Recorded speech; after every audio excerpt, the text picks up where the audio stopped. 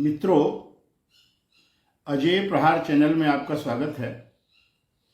हम आज अपनी राजस्व न्यायालयों की एक निर्णय के विषय में थोड़ा सा चर्चा करने के लिए आपका ध्यान आकर्षित करेंगे। हम बार बार ये कहते हैं कि राजस्व न्यायालयों में जो उनकी कार्यप्रणाली है उसमें परिवर्तन की बहुत आवश्यकता है और उनको जिस प्रकार से सत्र न्यायालय वगैरह अलग से चल रहे हैं उसी की तर्ज पर राजस्व न्यायालयों का कार्य संचालन भी होना चाहिए। हम बार बार इस बात को कहते हैं, कई मंचों से कहा है और सभी समझदार लोगों का इस प्रकार का आग्रह है। अभी उदाहरण के तौर पर जो चित्रकूट जनपद है 1991 में वो जनपद बांधा हुआ करता था और तब करीब 12 काश्तकारों को वहां की कुछ ग्राम पंचायतों में मृतक दर्ज कर दिया गया था। फर्जी, वो सब जिंदा थे और मृतक दर्ज कर दिया गया। उस समय के जो सामाजिक संस्थान थे, सामाजिक संगठन थे, उन्होंने बांदा के जिलाधिकारी के यहाँ ज्ञापन दिए, बार बार इस बात के आग्रह किए, बार बार शिकायतें की। तब जाके कालांतर में वहाँ के जिलाधिकारी ने परिणाधिकारी से जांच कराई और वो एक जांच रिपोर्ट आई जिसमें ये बात जो शिकायतें जन संगठनों की थी वो सत्य पाई गई। शिकायतों के सत्य पाने के परिप्रेक्ष्य में फिर एफआईआर हुई, मुकदमे चले।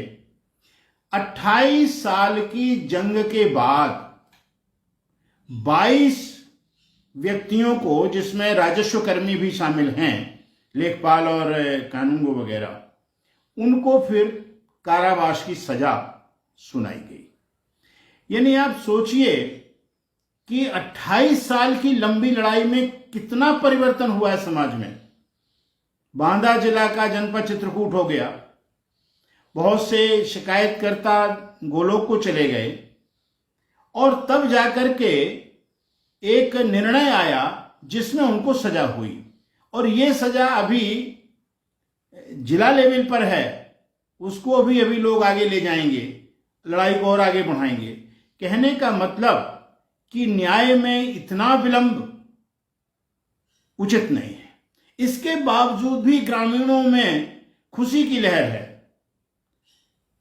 वहां के नथु कोल, संतोष जी और जो सामाजिक संस्थान के कर्ता धर्ता भाई गोपाल भाई हैं, इन सब ने उस फैसले को बड़ा स्वागत किया है कि ये बहुत अच्छा है, न्याय हुआ है, लोगों को न्याय मिला है। बात सही, न्याय मिला। कोई पांडे जी वहां जज साहब हैं जिन्होंने इस प्रकार का फैसला सुनाया हुआ है।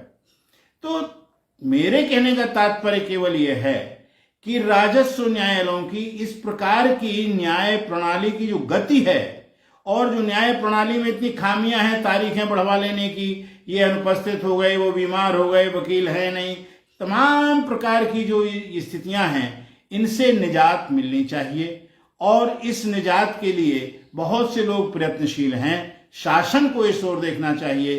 राजस्व संहिता तो बनी, लेकिन राजस्व संहिता के बनने से भी राजस्व न्यायालयों की कार्यों में गति नहीं आई है। कारण यह है कि वही परिणाधिकारी धरने प्रदर्शन, वही परिणाधिकारी प्राकृतिक आपदाओं की जांच और वही परिणाधिकारी जब राजनेता आते हैं तो उनकी अगुवाई, उनका प्रोटोकॉल, इतनी तमाम कार्यों की व्यस्तताएं हैं जिनसे इस प्रकार के निर्णयों में जनता को बहुत कष्ट उठाना पड़ता है, बहुत विलंब होता है, न्याय बहुत देर से मिलता है।